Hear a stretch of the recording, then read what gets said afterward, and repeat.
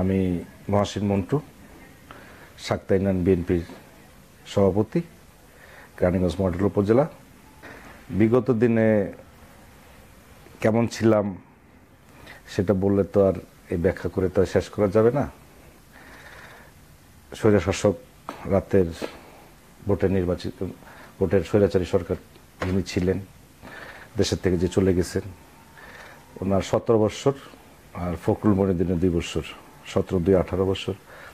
18 বছরে আমরা নির্যাতন, নিপীড়ন যেটা সহ্য করেছি, এটা ব্যাখ্যা করলে অনেক সময়ের প্রয়োজন।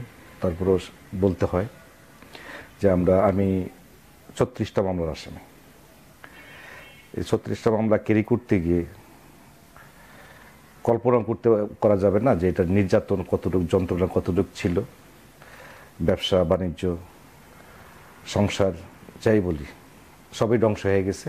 তারপরও আদর্শ থেকে, জাতীয় দল বিএনপির আদর্শ থেকে বৈমুখ হয়নি, দূরে সরাতে পারেনি, যত নির্যাতনে আসছে। ইনশাল্লাহ, যেহেতু নতুনভাবে সব শুরু হয়েছে, কর্মীদেরকে আসলে কিভাবে শান্ত রাখছেন?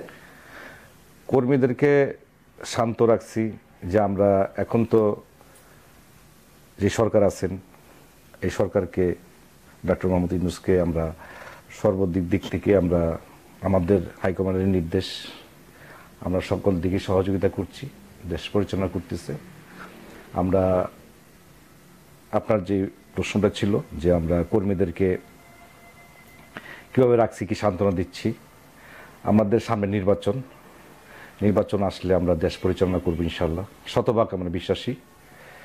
কারণ আমাদের রাজনৈতিক অভিভাবক, কেরানীগঞ্জের অভিভাবক, 4 বারের এমপি, 4 বারের সাবেক এমপি, সাবেক ডাকসুর বিপি, আমার রাজনৈতিক শিক্ষাগুরু আলহাজ আমানুল্লাহ আমান, এমন একজন নেতা, কর্মী বান্ধব নেতা।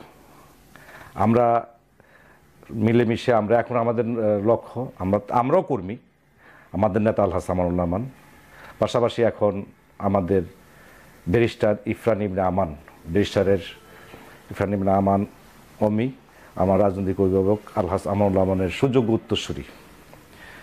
আমরা তাকে নিয়ে আমরা মাঠে কাজ করতেছি এবং আমরা সুন্দরভাবে কাজ করতেছি। যে আমরা দীর্ঘদিন আমরা নির্যাতনে ছিলাম, আমরা ভালো কাজে এবং সঠিক কাজে আমরা বিশ্বাসী।